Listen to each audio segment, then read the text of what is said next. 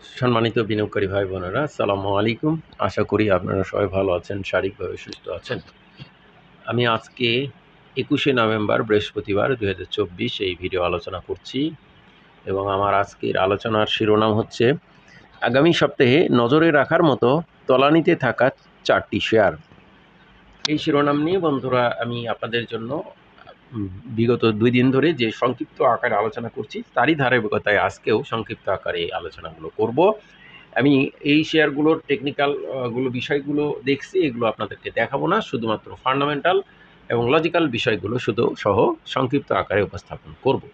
তো যারা চ্যানেলটি এখনও সাবস্ক্রাইব করেননি দয়া করে চ্যানেলটি সাবস্ক্রাইব করবেন, আলোচনা ভিডিওটি লাইক দিয়ে শেয়ার করে দেবেন। এবং আমার এই আলোচনার মানে এটা নয় যে আমি এই 4টি শেয়ার আপনাদেরকে বাই বা সেল করার জন্য উদ্বুদ্ধ বা উৎসাহিত, উপলব্ধ বা নিরুৎসাহিত করছি। শুধুমাত্র শেয়ারগুলোর বর্তমান পজিশন জানানো বোঝানোর ধারাবাহিকতায় এই আলোচনা। তো বন্ধুরা, আমাদের আজকের আলোচিত শিরোনামের প্রথম শেয়ারটি হচ্ছে, আপনারা দেখছেন এই শেয়ারটি নিয়ে আমি 4 টাকা 60 পয়সা লেভেল থেকে আলোচনা শুরু করেছি। সিএনএটেক্স বি ক্যাটাগরি শেয়ারটি আজকে 10 বাজারেও 4.08% ইনক্রিজ করে 20 পয়সা দাম বেড়ে 35,42,330টি ভলিউম নিয়ে 5 টাকা 10 পয়সা ক্লোজ প্রাইস ছিল। সিএনএ টেক্সটাইল এই শেয়ারটি একরকম তলানিতে আছে এবং নজরে রাখার মতো পজিশনে আমরা দেখছি। শেয়ারটি দেখুন, 1 বছরের মধ্যে এভারেজ প্রাইস 300 দিনের মধ্যে 8 টাকা, তো বর্তমানে 5 টাকা আছে এবং 3 টাকা 90 সেটির একটা লোয়েস্ট ভ্যালু ছিল এবং শেয়ারটির 11 টাকা 50 ম্যাক্সিমাম প্রাইস।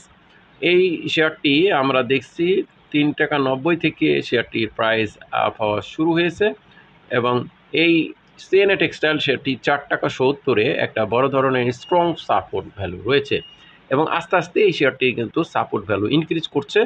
4 টাকা 70-এর পর 4 টাকা 90, এবার 5 টাকা 10-এ একটা সাপোর্ট তৈরি হয়েছে।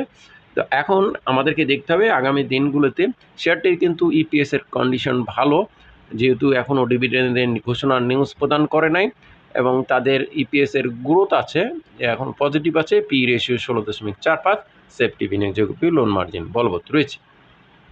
এখন আমাদেরকে দেখতে হবে যে এই শেয়ারটি আগামী দিনে 5 টাকা 30 পয়সা নতুন ক্লোজ ভ্যালু করছে কিনা। যদি 5 টাকা 30 পয়সা নতুন ক্লোজ ভ্যালু করতে পারে তাহলে শেয়ারটি কিন্তু পুনরায় ভালো হওয়ার সম্ভাবনা উড়িয়ে দেওয়া যাবে না।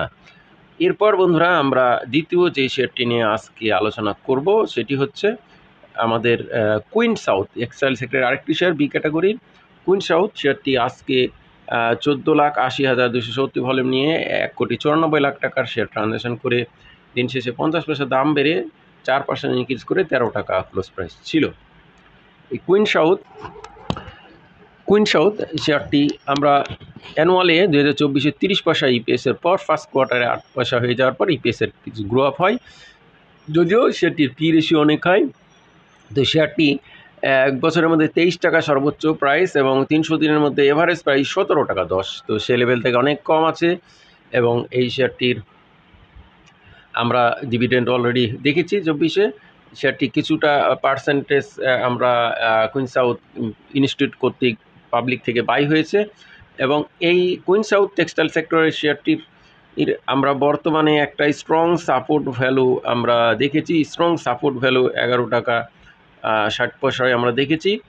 এরপর শেয়ারটি কিন্তু 11 টাকা 40-এ আমরা দেখেছি। এরপর শেয়ারটি গত 2 দিন ধরে প্রাইস ইনক্রিজ করছে। এখন আমাদেরকে এই কুইন সাউথ শেয়ারটি কিন্তু একরকম তলানিতে আছে। আমরা দেখুন 300 দিনে এভারেজ 17.10, বর্তমানে 11-13 লেভেল, তো বর্তমানে অনেক কম আছে।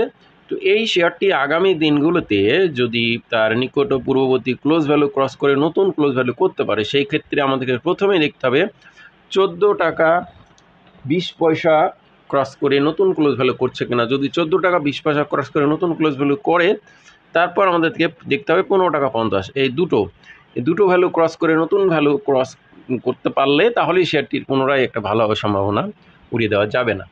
এরপর আমরা বন্ধুরা তৃতীয় শেয়ারটি আজকের আলোচনা করব, কেডিএস। এই শেয়ারটি 8,17,000 2 কোটি ভলিউম নিয়ে 2,92,00,000 টাকা শেয়ার ট্রানজ্যাকশন করে 2.94% ইনক্রিজ করে 1 টাকা দাম বেড়ে 35 টাকা ক্লোজ প্রাইস ছিল। কেডিএস ইঞ্জিনিয়ারিং সেক্টরের এই ক্যাটাগরির শেয়ারটির বর্তমানে পি রেশিও 15.0 যায়, খুবই চমৎকার সেফটি বিনিয়োগযোগ্য পি লোন মার্জিন বলবৎ রয়েছে। শেয়ারটির অ্যানুয়াল 2 টাকা 16 ছিল, ফার্স্ট কোয়ার্টার দেওয়ার পর 2 টাকা 32 ইপিএসে রান করছে। ডিভিডেন্ড খুব চমৎকার, 5% স্টক, 5% ক্যাশ দিয়েছিল তারা, এবং ইনস্টিটিউট কর্তৃক কিছুটা বায়ও হয়েছে।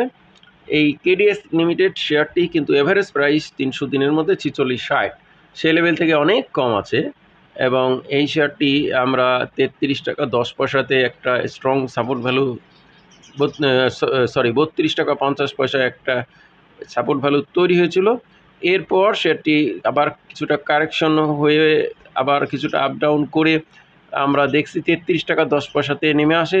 এরপর গত 2 দিন প্রাইস ইনক্রিজ করলেও তার এখন আমাদেরকে এটা খেয়াল রাখতে হবে আগামী দিনগুলোতে 36 টাকা 50 পয়সা নতুন ক্লোজ ভ্যালু করতে পারে কিনা। যদি 36-50 ক্লোজ করে পরবর্তীতে 38 টাকা 20 পয়সা যেতে পারে, তাহলেই শেয়ারটি কিন্তু পুনরায় একটা ভালো হওয়ার সম্ভাবনা উড়িয়ে দেওয়া যাবে না। এরপর বন্ধুরা আমরা সবশেষে শেয়ারটি আলোচনা করব। পুনরায় অনুরোধ করব, যারা চ্যানেলটি সাবস্ক্রাইব করেননি দয়া করে চ্যানেলটি সাবস্ক্রাইব করবেন, এবং আমার এই আলোচনা কাউকে বাই বা সেল করার জন্য না, শুধুমাত্র শেয়ারটির অবস্থান, শেয়ারগুলোর অবস্থান জানানো বোঝানো ধারাবাহিকতা এই আলোচনা।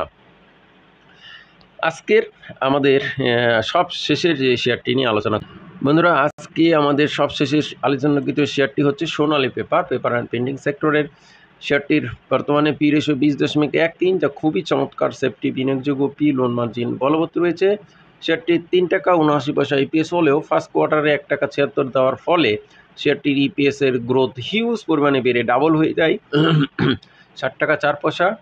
এবং আপনারা জানেন শেয়ারটি 1 বছরের মধ্যে 615 টাকা দেওয়া আছে, তার কিছুদিন পূর্বে আরও হাই ছিল, 900 লেভেলও ছিল।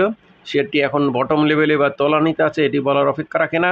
300 দিনের মধ্যে এভারেজ 370, সেই লেভেল থেকে অর্ধেকেরও কম।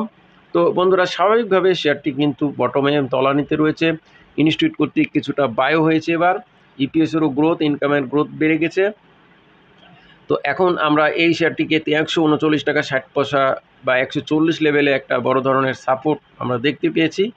এখন এই শেয়ারটি কিন্তু আপ ডাউন করে ছুটে চলেছে। তো আগামী দিনে এই শেয়ারটি পরবর্তী আগামী দিনগুলোতে যদি প্রথমে 147 টাকা ক্রস করে, তারপর 155 টাকা ক্রস করে, এই দুটো ভ্যালু ক্রস করে নতুন লেনদেন করে, তাহলে শেয়ারটি কিন্তু পুনরায় একটা ভালো হওয়ার সম্ভাবনা উড়িয়ে দেওয়া যাবে না।